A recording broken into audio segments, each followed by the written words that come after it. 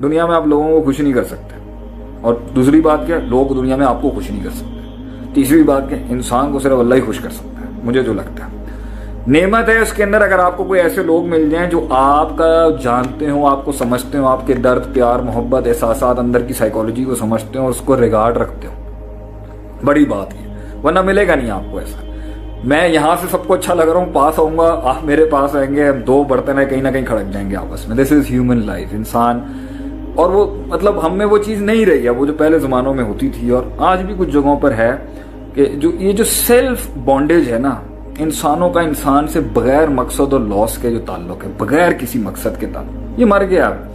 यहाँ तो कन्वीनियंसेस हैं, कंफर्ट जोन्स हैं, एक दूसरे के साथ जी हमारी कंफॉर्मिटी होती है रीजंस की बेसिस के ऊपर।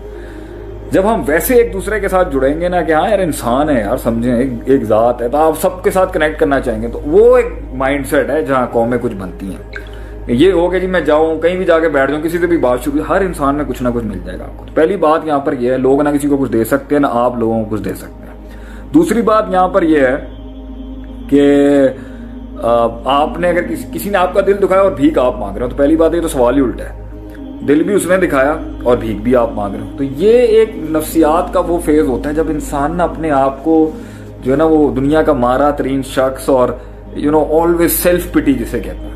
और ये हम पे भी बड़ा फेज गुजरा भाई, हर वक्त मुझे ऐसा लगता था कि मैंने ही गलतियां की, मैंने ही गलती, आज भी लगता है, लेकिन उसको जरा डील करने का तरीका डिफरेंट हो गया। गलती कुल्लू बनी आदम खता व खैरुल खता तबाह। और दूसरी बात ये होती है कि गलतियों का एहसास खुद को और अगलों को दिलाने का भी ना एक तरीका होता है। अल्लाह इंसान को देखें गलतियों का एहसास कैसे कराता है, फौरन तो नहीं बिजलियां गिरा देता, फौरन तो नहीं सब कुछ अल्लाह को समझने की कोशिश करें, इस तरह आप लोगों को भी समझना शुरू करें।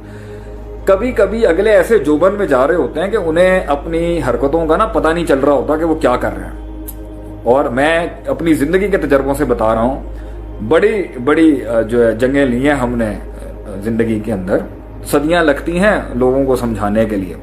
कभी कभी फिरौन को समझाने के लिए अल्लाह ने मूसा अलैहिस्सलाम को कितने प्रोसेस से गुजारा है, पहले उन्हीं के घर में पाला, फिर वह किया, मतलब कितना कुछ किया, फिर जाकर उस पर हुज्जत कायम की, फिर एक प्रोसेस से उसके साथ सामने उसको नेल डाउन किया कि वो नीचे आए। नबी सल्लल्लाहु अलैहि वसल्लम की तहरीक आप देखें जी, पहले मक्के में ये दिखाया, फिर ये दिखाया, फिर ये दिखाया, फिर ये दिखाया, फिर मतलब कितना कुछ उससे गुजारा है अल्लाह ताला ने आप सल्लल्लाहु अलैहि वसल्लम को उन पे एस्टैब्लिश करने के लिए कि भाईजान हाथ हल्का करते हैं आप, अभी भी आप एक जेन्युइन हस्ती के साथ आप ज्यादती कर रहे हैं यहाँ पर, मगर नहीं हो तो एक पार्टी वक्त के साथ मान जाएगी, एक पार्टी कुछ हार के बाद मान जाएगी, एक पार्टी एंड तक जाएगी और टका के आपसे पंगे लेगी, और एक पार्टी होगी मुतकब्बरों की जिन्होंने किसी हाल में देखना ही नहीं है, ना अपने अंदर कोई शर देखना है, ना आप में कोई खैर देखना है।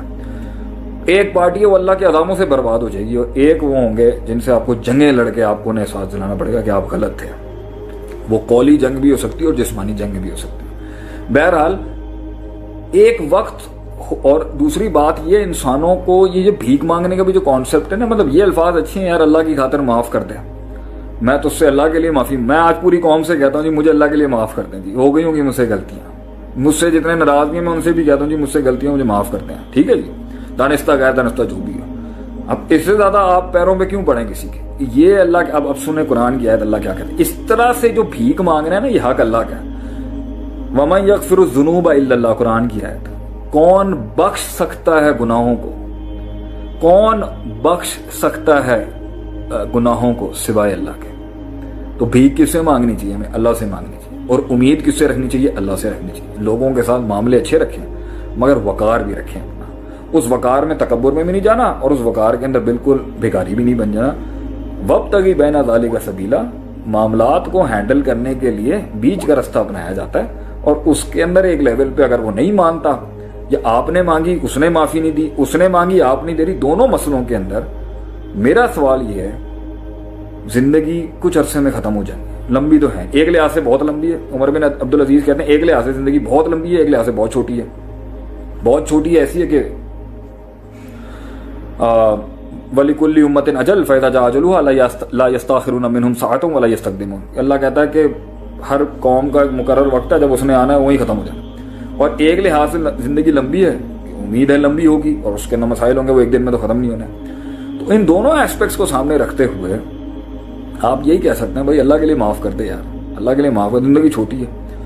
अब उसके अंदर نہ اس دنیا میں ناراضیاں پالنے کا ٹائم کس کے پاس ہے. مجھے تو حیرت ہوتی ہے, میں اپنی زندگی کو دیکھتا ہوں نا, مطلب اتنا کچھ ہوا ہے ہمارے ساتھ بھی, مگر آپ دیکھ لیں مطلب وقت کس کے پاس ہے کسی کی باتوں کا, کسی کی تکلیف. ہاں تکلیف انسان کو ہوتی ہے, اور یہی تو یہ والے جو الفاظ ہیں نا, انما اشکو بسی و حزنی للہ, جو یوسف علیہ السلام کے والد یعقوب علیہ السلام کے الفاظ سنیں, یہ ہے پیور لیتھل قسم کا انسان کو ٹریننگ اسکیجول. میں اپنا غم, اپنا درد, اپنا حزن سب اللہ کو لٹا دیتا ہوں. اسی سے تو وہ صبر کر گئے اتنا آگے, ورنہ تو انسان یا انتقام کی کیفیت میں کیا کیا نہ کر جائے. تو بڑے لوگ جو اپنے منہ سے اپنا انتقام نکال کے نا دکھا گئے اپنا آپ اندر سے, پھٹ گئے آگے سے, اور اپنے اندر کی اصلیت انہوں نے آگے سے بگ دی آگے سے. چھوٹا انسان تھا, کچا تھا, میری نظر کے اندر کچا تھا, چھوٹا تھا, بڑا نہیں تھا, اس لیے تو پھٹ گیا آگے سے. جن لوگوں کے کلیجے بڑے ہوتے ہیں, جگر بڑے ہوتے ہیں, جنہوں نے بڑا کنٹین کرنے کا حوصلہ ہوتا ہے, وہ ہر وقت ہنستے ہی رہیں گے آگے سے. ابھی پچھلے دنوں میں کسی انسان سے ملا, اس نے بڑے اچھے جملے بولے, جی ہم فولاد کے ہو چکے ہیں شیخ صاحب, پتھر کے نہیں کہا, اس نے کہا فولاد کے ہو چکے ہیں. میں نے کہا چلیں یہ مت کہیے گا کہ پتھر کے ہو گئے, لیکن فولاد کا ہو گیا. اس کا مراد یہ تھی کہ دل بڑا کر لیا ہم نے اس فیلڈ کے اندر. تو اس طرح سے جو نا آپ لوگوں کو معاف بھی جلدی کر لیں گے اور لوگوں کی معافیاں بھی جلدی قبول کر لیں گے. چھوٹے دل جو ہوتے ہیں نا, چھوٹے, یہ اتنے سے آؤ دیا تم بے قدر ہے, جو اللہ قرآن میں کہتے ہیں کہ وادیاں بھی چھوٹی تھی دل کی, میں پانی بھی کام آتا اور وہی بھی کام آتی. ان کے غصے بھی نہیں جاتے, ان کے بغض بھی نہیں جاتے, ان کے کینے بھی نہیں جاتے, اور ان کی معافیاں بھی نہیں جاتی. ان کی ہٹتی بھی بہت جلدی ہے اور ان کا دماغ بھی بہت جلدی پھٹ جاتا ہے آگے سے. تو یہ چھوٹے لوگ ہیں, اللہ قرآن میں ان کو چھوٹا کہتا ہے. بڑے لوگ, ان کے حوصلے بڑے, ان کی بات بڑی, ان کی سوچ بڑی, ان کی برداشت بڑی, ان کا ظرف بڑا. آپ صلی اللہ علیہ وسلم نے اتنا ان لوگوں نے ظلم کیا. آپ صلی اللہ علیہ وسلم نے مکے میں جا کے کیا بولا, جو میں معاف کیا جی, سب کو معاف کیا میں نے. جو ابو سفیان رضی اللہ تعالی عنہ کے گھر میں جائے گا اس کو امان ہے, خلاص. کیوں؟ سوچ بڑی تھی, مقصد بڑا تھا, اللہ بڑا تھا مائنڈ کے اندر, آخرت بڑی تھی. لوگوں کو پرفیکشنزم کے ساتھ نہیں دیکھتے تھے کہ یار میں بھی انسان ہوں, وہ بھی انسان ہے, ہو جاتا ہے انسان کے ساتھ, کیا بڑی بات ہے.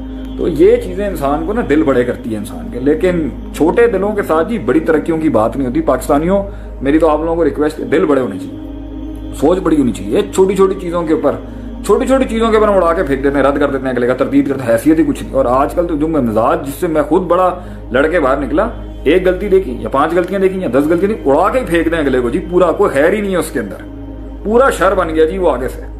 اور کسی میں ایک خیر دیکھی تو اس کو ٹوٹیلرین کے اوپر ہی کہہ دیا جی ایبسولوٹ خیر ہی ہوگی اس کے اندر. یہ مزاج جو ہے نا نبیوں, یہ اس امت کا مزاج نہیں تھا جنہوں نے دنیا پہ راج کیا. انہوں نے بڑے بڑے ٹیڑے لوگوں کے ساتھ کام کر لیا, بڑے بڑے شریر لوگوں کے ساتھ کام کر کے, وہ منافقینوں کے ساتھ چل گئے, وہ یہودیوں کے ساتھ چل گئے, وہ عیسائیوں کے ساتھ, وہ بڑی بڑی سلطنتوں کے ساتھ چل گئے.